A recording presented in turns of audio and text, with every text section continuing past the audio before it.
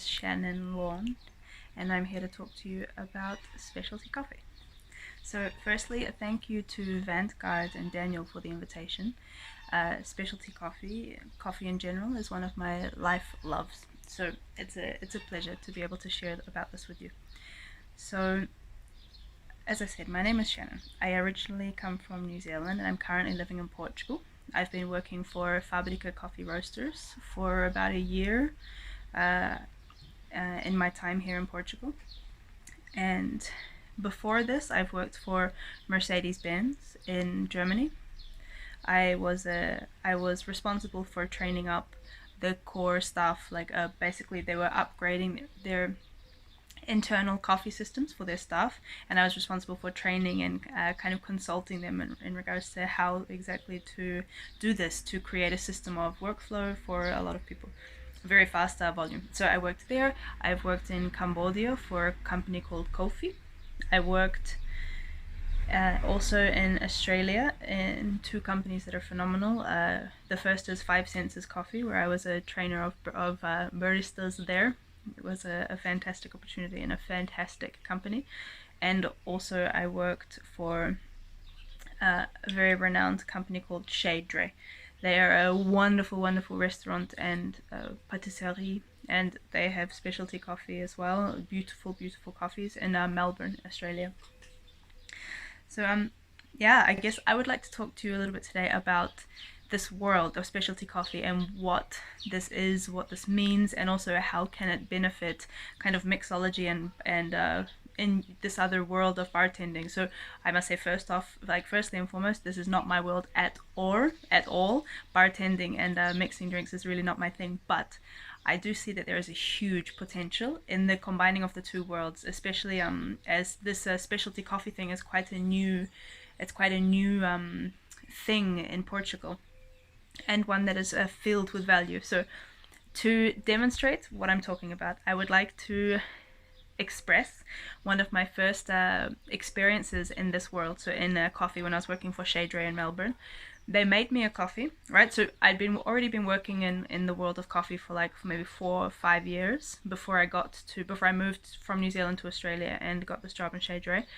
And I liked coffee, but this one experience in Shade blew my mind and really made me want to pursue and understand as much as I possibly could in this world. So basically, one of the girls there that was responsible for kind of training me a bit, helping me out understand things, she she made me a coffee.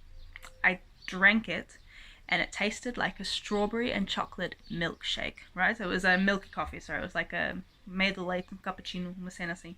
So she put espresso, milk, and I drank it, and it tasted like a chocolate strawberry milkshake. And that was Shannon meeting yoga chef beans from Ethiopia.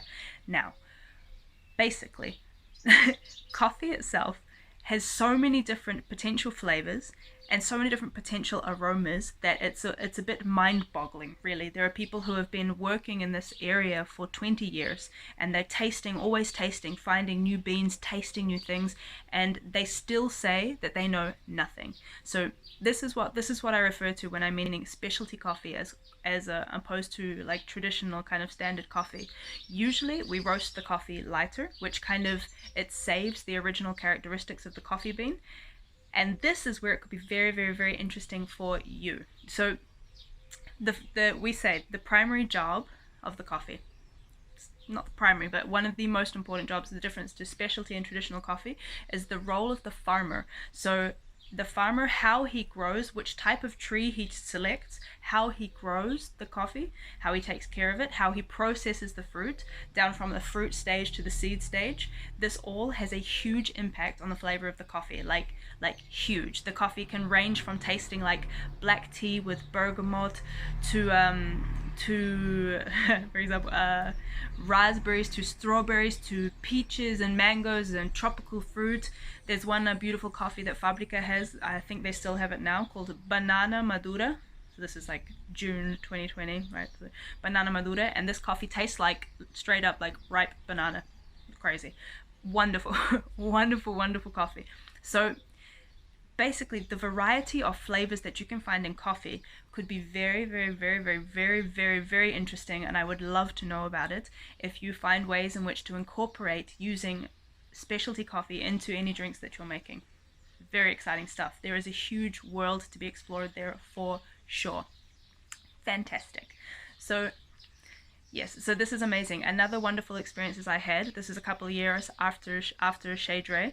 I was at Five Senses Coffee, and they had one specific type of coffee they're called Geisha. This is a variety of tree. They call it a heirloom variety because the original tree, they kind of date back to the Ethiopian forest, so it's like one of the first trees. I'm speaking like from top of my memory. Fact check that. But yeah, basically this is a heirloom variety coffee called Geisha. So this coffee sells for more or less like 120 Australian dollars, maybe 100 euros for 1 kilogram of coffee. Now this is not like bird poop kind of coffee that you might have heard of, like the the kopi luwak, which goes through the digestive tract of an animal. Like, don't buy that. Don't buy it. Google why it's wrong. Don't do that. This is like the same price as that, except this is like premium grade. Right, so anyway, I made this coffee. I brewed this coffee with a V60. So this is like a pour. It's like a little V shape. You put coffee inside and you brew. The coffee that I drank afterwards, it made me cry. It was so delicious. So the Geisha coffee is very, very famous for this. Like I highly recommend it. If you're watching this, get yourself to a local specialty coffee place. Get yourself there. Try out some coffees. Talk to the barista. So I would say start here. Talk to the barista, right? Go straight to the person making the coffee and ask, what do you recommend that's tasting delicious today? Because coffee is an organic product. Every single day it changes. The properties of that coffee change. So you can't really make the same recipe every single day. We have to rearrange and rewrite the recipes every day depending on the coffee that we're using. Whew. So you ask the barista, what's tasting good today? And if they look confused, don't buy a coffee from them. Go to another shop. Trust me on that one. So basically, go to a barista, find one that is super passionate about everything and goes crazy and lights up when they talk about coffee. Drink it. See what they mean. Try out different brewing methods. If it's a specialty shop, they should have different methods, such as like a cold brew or hot brew or pour over or AeroPress. Don't worry, they're all just a bunch of different devices that just combine coffee and water somehow, but they are all the different brewing methods have different ways to different kind of flavors and profiles as well. I think in general for mixing, like mixing with bartending stuff, look at me go English, mixing with bartending stuff, I highly recommend cold brew. So if you can, basically you just put coffee in cold water and you leave it in a fridge overnight, so no heat to extract. It extracts very gently the flavors, but you get this very rich, thick mouthfeel. It could be very interesting for blending coffees. Here in Portugal, because Portugal already has a very strong coffee industry. You guys love your espresso, yeah, cafezinho, pá. Sugar, sometimes bagaço, pá. You know, like this is like the coffee culture here. So because of this very strong coffee culture, the specialty coffee thing is it's slow, right? When I was in Fabrica, like on the machine, talking to customers and stuff, we had some Portuguese clients, but in general, almost all of the clients were foreigners, were tourists, people who the specialty coffee in their country was already quite a big thing. So imagine here in Portugal with this shutdown, I know Fabrica, and I'm sure that other shops, they've just completely closed and just the money has just completely stopped. It's quite worrying. It's quite scary. Yeah, so I mean, like, if possible, get down, just try out some specialty shops. Of course it's going to be more expensive than your standard like coffee on the corner, but that's because the quality is about 20 times better. But yeah, if you can, get down and support your fellow artists in the coffee field, because times are tough right now for sure. But yeah, in general, like, I just wanted to share a little bit about my passion in regards to this coffee stuff, and how joining forces would be such a wonderful, interesting thing.